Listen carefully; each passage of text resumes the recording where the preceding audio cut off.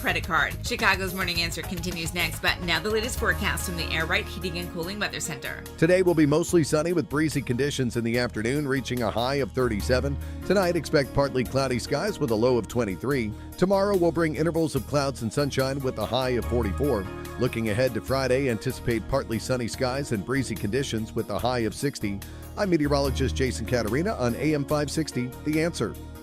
Get the latest weather, traffic, and news updates online at 560theanswer.com. Now, from the Signature Bank Studios. If you're looking for the latest news, insight into what it means, and the sharpest opinion, there's only one station in Chicago where you can turn, and it's this one. We're AM 560, The Answer. When did we add Edie Brickell to our bumper music? All right, we're going to have to talk about that. So Trump's State of the Union address yesterday seems to be a bit of an impasse because the Iranian foreign minister this week said the Iranian military choices are non-negotiable, including the alleged nuclear program they still have. And yet President Trump reiterated last night in his address to Congress and the nation that no Iranian nuclear program.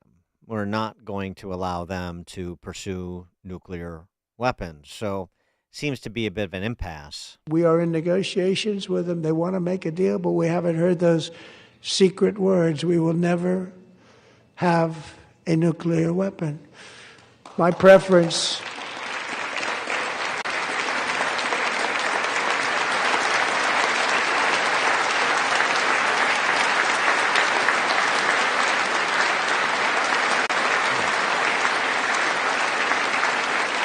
My preference is to solve this problem through diplomacy.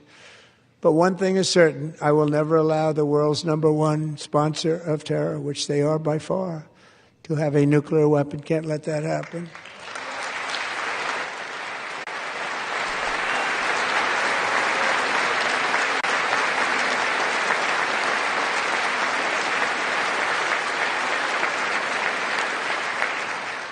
And no nation should ever doubt America's resolve.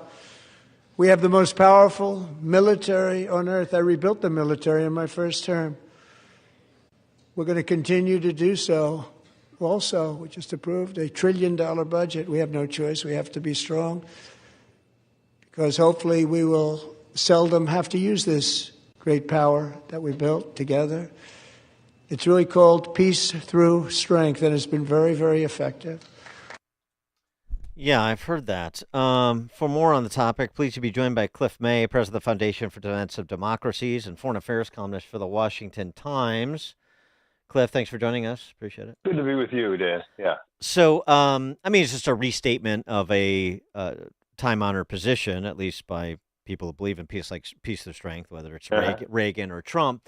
But considering the buildup in the region and the 15-day clock that he put Iran on this week, which may be more like a 7-day clock, where do you think this is going?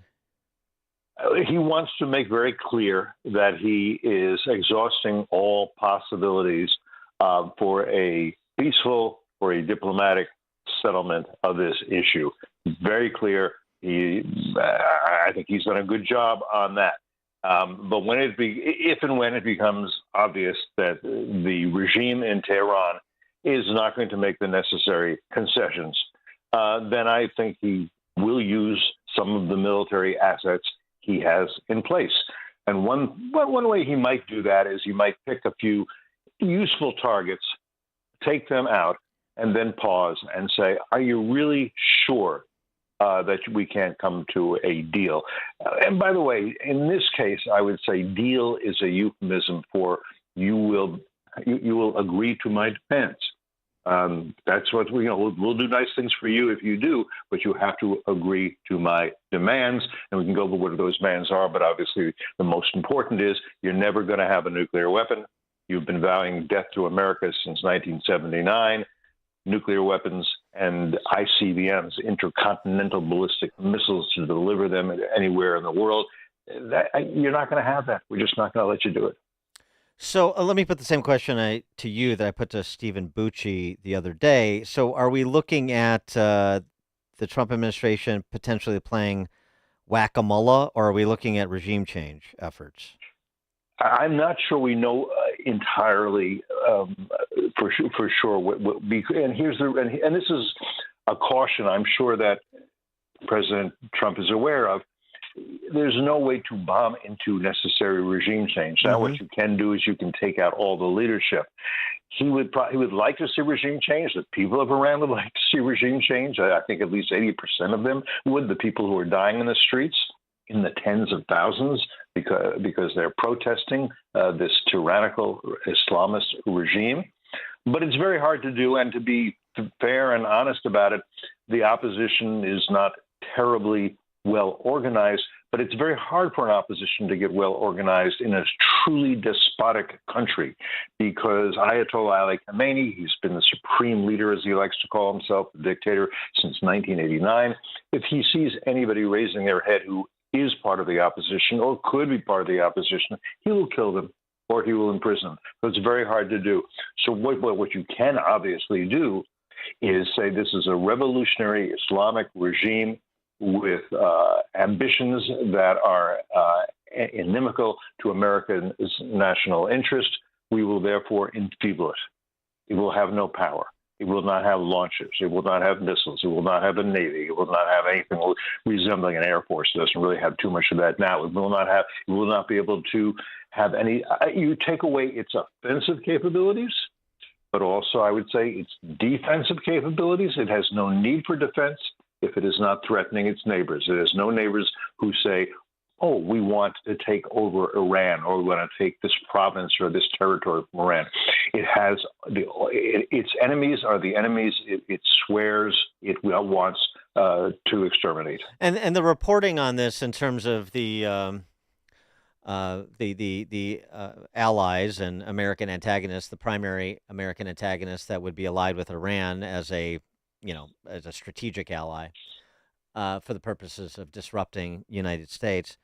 Russia and China reportedly don't seem to be interested in providing much support for the regime at this point. And so if that's true, what does that say about their perspective on that regime and its viability? Well, I would say it's more a matter of limitations.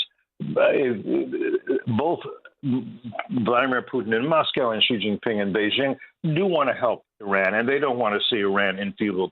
Vladimir Putin doesn't have a lot of extra assets that he can contribute. He'll do what he can in terms of technology. There are other things he may give, but he's not going to send his forces against the United States over this. Right. Neither is Xi Jinping. They will and have been sending from China help in the sense that they're sending the equipment, the technology, various precursors that are necessary to rebuild the missile capabilities that were taken out during the 12-day war. And they'll provide other things in terms of nuclear weapons.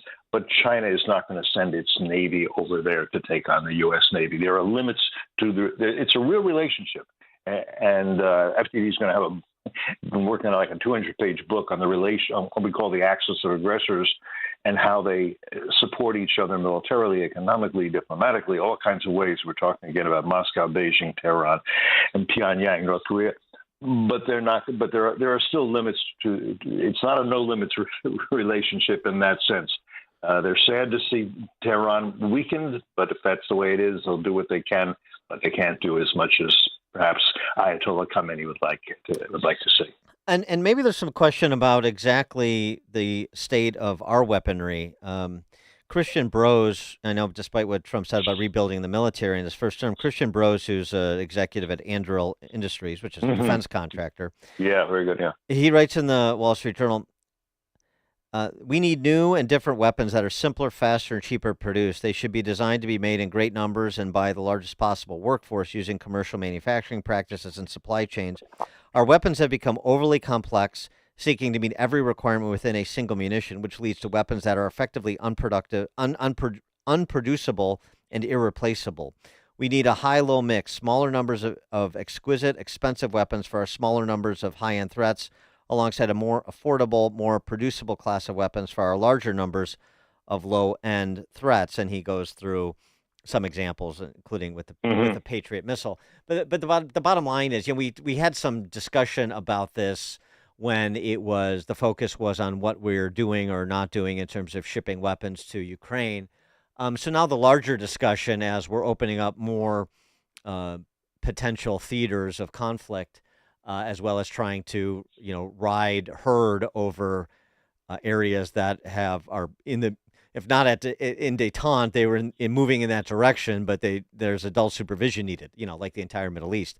So what about the state of our weaponry, in the armed services writ large? Does this defense contractor have a point?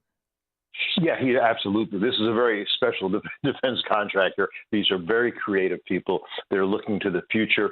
In a lot of ways, we have a 20th century military. It's the most powerful in the world. It's easily able to take care of a regime such as the one in Iran. But what he is saying is we have to think differently, and it's not all a matter of big platforms, battleships. Look, what Ukraine war is certainly an example of that. Some of the most effective weapons are drones. We haven't been making drones, and the drones are evolving at a very, very rapid pace. In other words, the Ukrainians and the Russians are learning in combat. There is no substitute for learning in combat.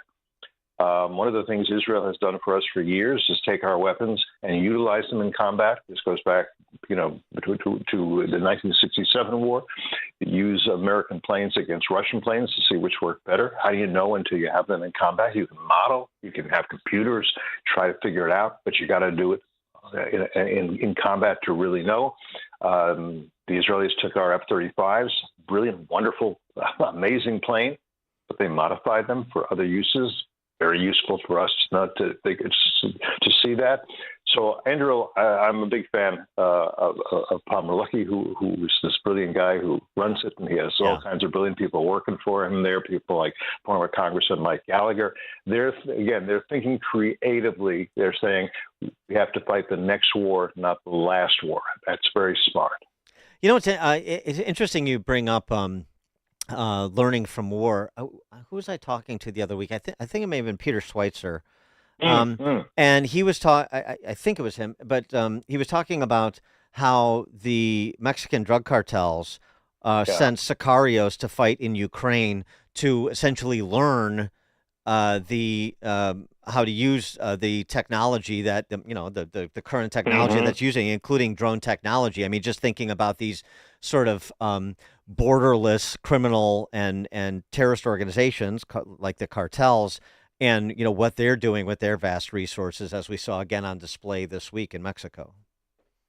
Yeah, Peter's also brilliant, and he's absolutely right. And let me give you another example of this.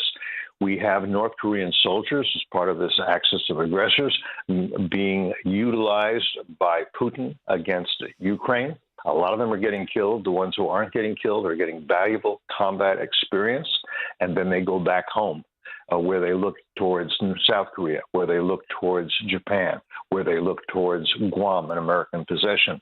And we also believe that Putin, in exchange for the soldiers he's getting from North Korea and the munitions, 155 millimeter artillery in particular, but lots of other munitions, he is giving them all kinds of useful technology.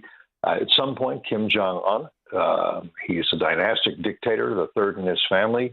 What are his ambitions? I think he would say, I want to unite the Korean Peninsula, which means I want to wipe out South Korea. That's problematic. We have 28,000 soldiers there. We've had them there since 1953. We've had the troops there.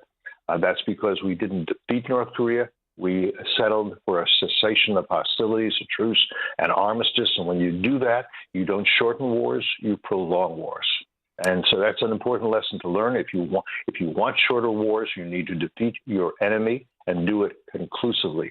And it's part of the problem, getting back to Iran. We have a tendency to think, can't we just, they want the A and contain we want them. C. Yeah, contain them and let's settle on B. If you do that, they think, okay, you don't really want to win and we haven't really lost So we will continue to fight. And that's part of the problem. Right now, the deal that Trump is offering the Iranians, they should take. But they're a revolutionary regime. They don't want to bow to the leading infidel of the great Satan. Cliff May, president of the Foundation for Defense of Democracies and foreign affairs columnist for the Washington Times. Cliff, thanks as always. Appreciate it. Thanks, Dan. My pleasure. And Cliff May joined us on Chicago's Morning Answer. This is Chicago's Morning Answer. Your show keeps me alive during the week. There's nobody I'd rather listen to between 5 and 9 in the morning than you guys. On AM 560, The Answer. The following is a paid